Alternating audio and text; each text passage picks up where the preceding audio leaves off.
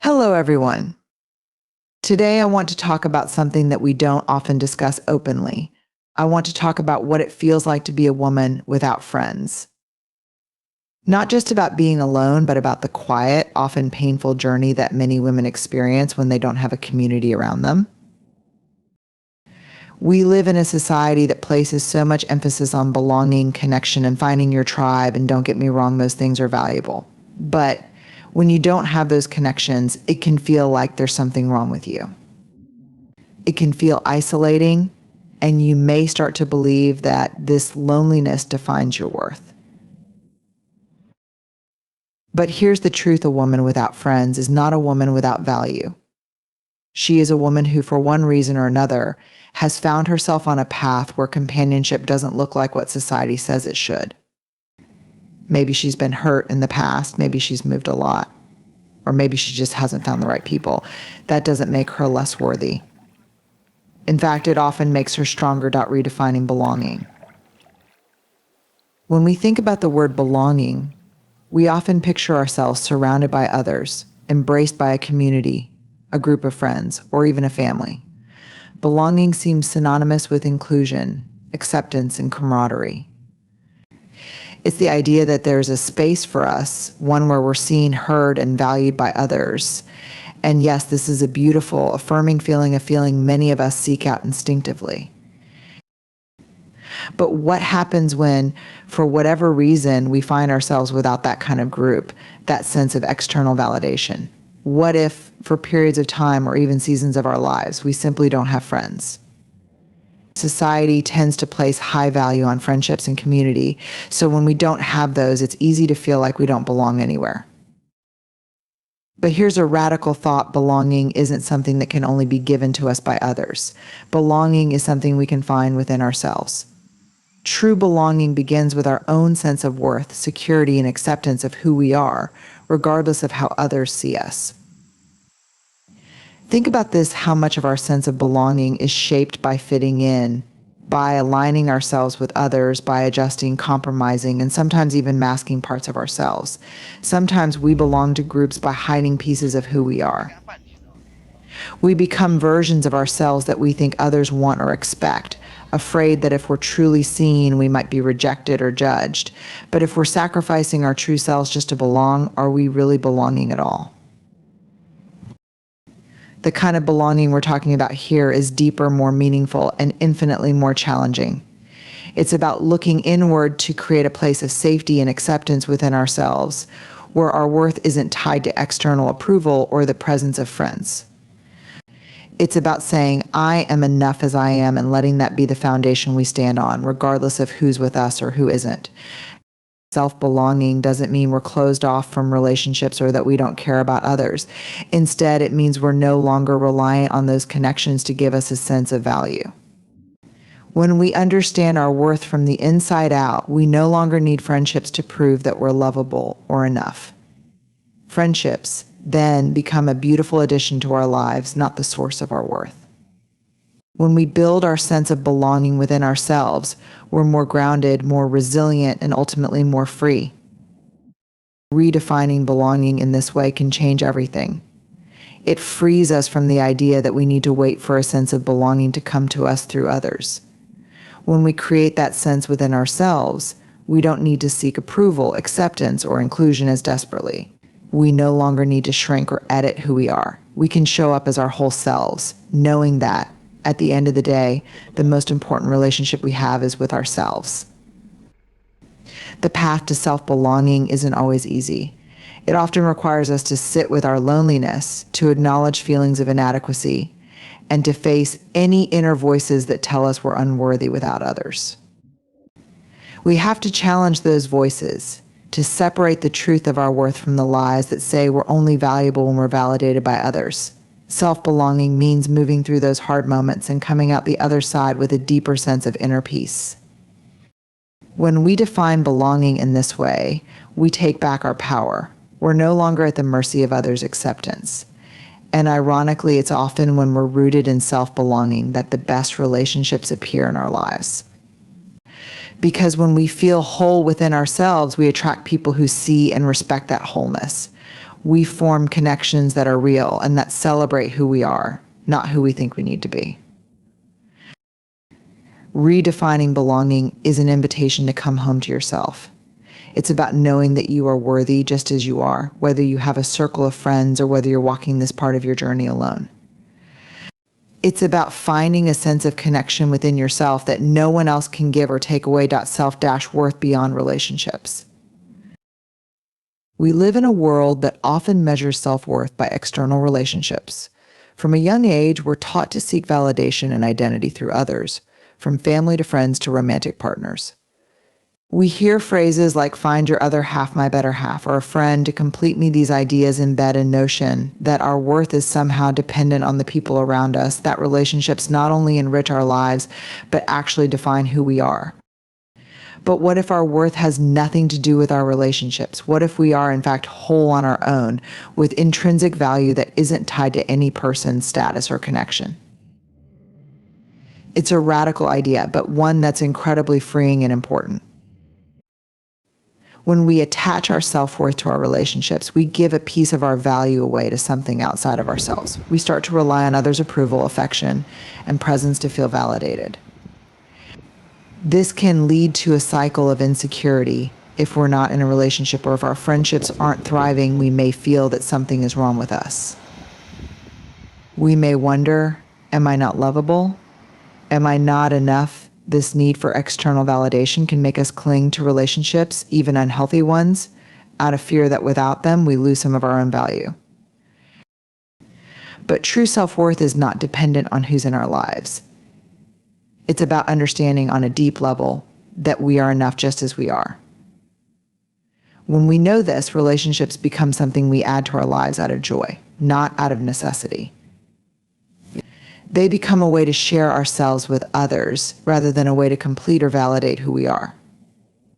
Self-worth beyond relationships is about reclaiming our sense of value. It's about looking within ourselves for acceptance, for comfort, and for the acknowledgement that we are inherently valuable. This is not about isolating ourselves or rejecting connection, but rather about grounding ourselves in an unshakable foundation. It's about knowing that whether we have close friends, a partner, or anyone to validate us, we are still worthy. This kind of self-worth can change the way we approach relationships. When we're rooted in our own value, we enter into friendships, romantic partnerships, and family dynamics with the power of solitude. In a society that celebrates connection and socialization, solitude is often misunderstood. Many see solitude as a sign of loneliness or social isolation, but there's a profound difference between loneliness and the choice to be alone. Solitude is the conscious embrace of time spent with oneself, and when we approach it with intention, solitude can be a source of profound strength, peace, and self-discover. For most of us, the noise of daily life can be overwhelming. We're constantly interacting, multitasking, absorbing messages, and being influenced by others' expectations and values. Our minds are often cluttered with the opinions, needs, and desires of those around us. In solitude, we have the opportunity to strip away all of these external influences and turn inward. We're no longer performing or reacting to others. We are just ourselves, free to explore what that means. One of the greatest gifts of solitude is clarity. When we spend time alone, we begin to hear our own voice more clearly. We gain insight into our true desires, passions, and beliefs. Without the distraction of other people's input, we can ask ourselves, what do I want? Who am I when no one is watching? This clarity is powerful because it helps us live more authentically, aligned with our inner values rather than with what we think others expect of us. Solitude also fosters creativity and imagination. Some of the greatest works of art, literature, and music have been created by people who embraced solitude as a way to dive deeply into their minds and explore new ideas. When we're alone, we can experiment with our thoughts without fear of judgment. We can entertain ideas, follow inspirations, and take creative risks that we might hesitate to share in the presence of others. Solitude creates a mental space that is free of interruptions and allows for deep focus and exploration, a space where our inner world can truly flourish. Another important aspect of solitude is its ability to cultivate resilience and self-reliance. When we spend time alone, we become more comfortable with ourselves and learn to meet our own needs. We develop an inner strength that isn't dependent on the validation or support of others. This doesn't mean we don't need people. Connection is still vital, but we realize that we are capable of providing for our own emotional needs. This self-releasing shame around being alone. In a culture that highly values social connection, being alone often carries a stigma. Society tells us that happiness and success are closely tied to our relationships, friends, family, romantic partners, and that to be alone means something is wrong. People may look at someone who is alone and assume they are lonely, sad, or even flawed in some way. This stigma creates a deep sense of shame around being alone, making it feel like a failure or shortcoming, rather than a natural part of life. But there's a powerful truth here. Being alone is not a reflection of our worth, and it's not something to be ashamed of. It's simply a state of being, one that, if embraced, can actually lead to greater self-understanding, resilience, and even joy. Releasing shame around being alone is about changing our mindset and redefining what it means to be whole and fulfilled. It's about realizing that alone time isn't a punishment but an opportunity, and that our worth isn't dependent on who is or isn't by our side. Shame around being alone often begins with deeply ingrained social expectations. From a young age, we're taught to prioritize relationships and social approval. We're praised for making friends and finding partners, and we see images everywhere of people finding joy through others.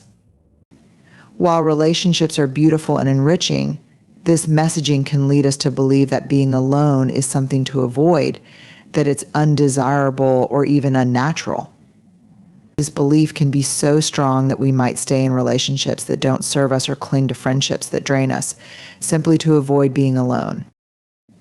The irony is that when we're ashamed of being alone, we deprive ourselves of the benefits that solitude offers. We rush to fill the empty spaces with people and distractions, often ignoring the discomfort we feel within ourselves. But if we lean into that discomfort instead, we open the door to self-discovery and healing. Alone time allows us to explore who we are without the constant influence or expectations of others. We have the freedom to reflect on our values, our dreams, and the things that truly make us happy, independent of what anyone else thinks. Releasing shame around being alone also requires letting go of the idea that solitude means we're unlovable or unwanted. It's easy to assume that if we're alone, it's because we're lacking in some way, that we're cultivating self-compassion. In our fast-paced, achievement-driven world, we're often harder on ourselves than we are on anyone else. We set high expectations, criticize our perceived shortcomings, and punish ourselves for mistakes. While we might offer a friend kindness and understanding in tough times, we rarely extend that same grace to ourselves. But self-compassion, treating ourselves with the same kindness, care, and patience we would offer to a friend, is essential for a fulfilling and resilient life. Self-compassion doesn't mean lowering our standards or avoiding responsibility. Rather, it's about approaching ourselves with understanding and acceptance even when we fall short. It's about realizing that, just like everyone else, we are imperfect, we make mistakes, and we sometimes struggle. Cultivating self-compassion is a practice of embracing our humanity instead of expecting ourselves to be flawless or immune to pain. The first step in cultivating self-compassion is learning to speak kindly to ourselves. So often, our inner dialogue is full of harsh criticism, self-doubt, and shame. When we make a mistake, we might think, I'm so stupid, or I can't believe I did that. I'll never be good enough. But if a friend came to us feeling this way, we'd never respond with those words. We'd likely reassure them that everyone makes mistakes and that they're still worthy and valued. Self-compassion invites us to replace our harsh inner critic with a compassionate inner voice, one that acknowledges our pain and encourages us to keep going. One powerful way to cultivate this inner kindness is through self-compassionate language. Instead of saying, I'm such a failure, try saying, I'm doing the best I can. And it's okay to make mistakes, instead of saying, I'll never be good enough, try. I'm still learning. And I don't have to be perfect. These small shifts in language may feel awkward at finding purpose within yourself. Purpose is one of the most powerful forces that drives us forward. It gives us a sense of direction, a reason to get up in the morning, and a feeling that we're contributing to something greater than ourselves. Many people spend their lives searching for purpose, often looking to external sources for validation, careers, relationships, material success, or social approval. But true purpose is something far more personal, and perhaps one of the most fulfilling journeys we can embark on is discovering purpose within ourselves. Finding purpose within yourself means recognizing that your life's meaning doesn't have to be tied to external accomplishments, recognition, or anyone else's expectations. It's about identifying what genuinely fulfills you, what brings you joy, and what makes you feel alive. This purpose doesn't have to be grand or world-changing in the way society often defines it. It could be as simple as finding joy in creativity, helping others in your unique way, or living authentically and true to yourself. Purpose doesn't need to be visible to others or validated by anyone else. It's something you carry within, an inner compass guiding you in a direction that feels right and meaningful to you. One of the challenges in finding purpose within yourself is breaking free from the idea that purpose has to be linked to success or productivity. Our culture often equates purpose with achievement, career goals, or making an impact on a large scale. But purpose is deeply personal, and it doesn't always fit neatly into a societal box. For some, purpose might involve raising a family, fostering creativity, or building a life centered around self-acceptance and personal growth. It's the unique blend of passions, values, and interests that makes purpose something that only you can define for yourself. To uncover this inner purpose, it's helpful to start by reflecting on what truly matters to you. What activities or experiences make you feel fulfilled? What are the moments that make you feel most connected to yourself? Sometimes we can identify clues to our purpose in the things we loved as children, activities that sparked joy and curiosity before we were conditioned to chase goals for the sake of achievement or approval. Reconnecting with those memories can offer valuable insights into what genuinely resonates with our spirit. A key part of finding purpose within yourself is allowing yourself the freedom to explore, experiment, and even fail. Purpose isn't always a straight path, and it often requires trial and error. When we're willing to take risks and try new things without fear of judgment, we open ourselves up to discovering parts of ourselves we may not have known. Purpose isn't necessarily found all at once. It often unfolds gradually as we explore our passions and follow the things that bring us alive. Embracing this process without judgment is essential, as it allows purpose to develop naturally, rather the courage to walk alone. In a world that often values connection above all else, the idea of walking alone can be seen as daunting, even intimidating. We are constantly told that we need others, friends, partners, family to feel complete, to feel supported, and to find success. We are taught to fear loneliness, to dread solitude, and to seek comfort in the presence of others. However, there is a profound and transformative power in walking alone, a courage that comes not from avoiding the journey, but from embracing it fully.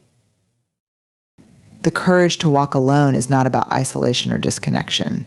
It's not about rejecting relationships or turning away from the people who enrich our lives. Rather, it's about recognizing that at the core of our being, we are enough complete in ourselves, with a unique path that may not always require the validation or company of others to move forward. Walking alone means that we are willing to stand on our own, to trust ourselves and our instincts, even when the road is uncertain or lonely. The first step in having the courage to walk alone is learning to trust yourself. Society often tells us that we need others to guide us, that we must look to external sources for answers, for support, or for a sense of purpose. But the truth is that we all have an inner compass, our own intuition, our own values, our own desires that can guide us through life.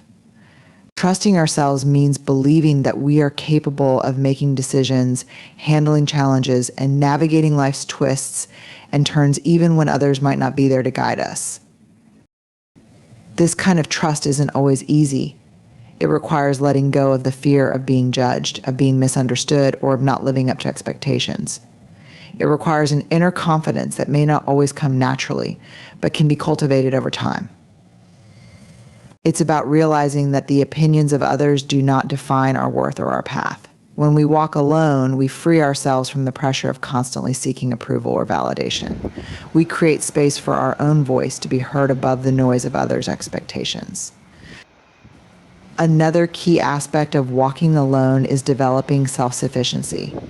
Walking alone means learning to rely on your own strength, resilience, and resourcefulness.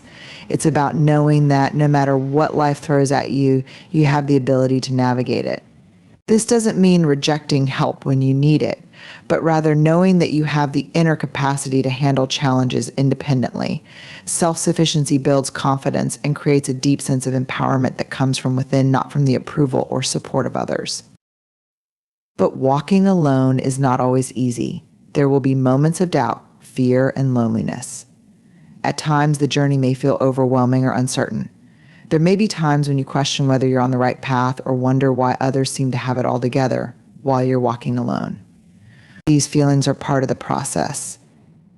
It's important to acknowledge them, to sit with them, and to allow them to be part of your experience. The courage to walk alone doesn't mean you don't experience vulnerability or fear. It means you acknowledge those feelings and choose to move forward anyway. One of the most beautiful aspects of walking alone is that it allows you to fully discover who you are. Without the influence of others' opinions or expectations, you have the freedom to explore your passions, values, and desires. You learn what truly matters to you and what brings you peace, fulfillment, and joy. This process of self-discovery can be profoundly liberating. It means letting go of who you think you should be and embracing who you truly are without apologies or explanations. The courage to walk alone also offers an opportunity to cultivate resilience. Life will inevitably present challenges, and walking alone often means facing those challenges head on. But when we walk alone, we learn to navigate those obstacles without relying on external sources of comfort. We build emotional strength and mental fortitude that can carry us through even the hardest times. We discover that we are far more capable than we might have thought, and that we can weather storms with grace, even when no one else is around. Finally, walking alone gives us the space to connect more deeply with our own inner world. In solitude, we have the opportunity to reflect, to meditate, to listen to our inner thoughts, and to connect with our deeper sense of purpose. When we're always surrounded by others, it can be easy to lose touch with ourselves, to get caught up in the hustle of life, or to live according to the expectations of others. Walking alone forces us to slow down, to look inward, and to reconnect with what truly matters to us. The courage to walk alone is not a solitary path of despair. It is a journey of self-empowerment, self-discovery, and growth. It is an act of bravery to step away from the crowd and trust that the path you are creating for yourself is valid and meaningful. It is an act of self-love to recognize that you are worthy and whole even in moments of solitude. Walking alone doesn't mean you are lost. It means you are taking the time to find yourself, to embrace your own journey, and to move forward with confidence in your own strength.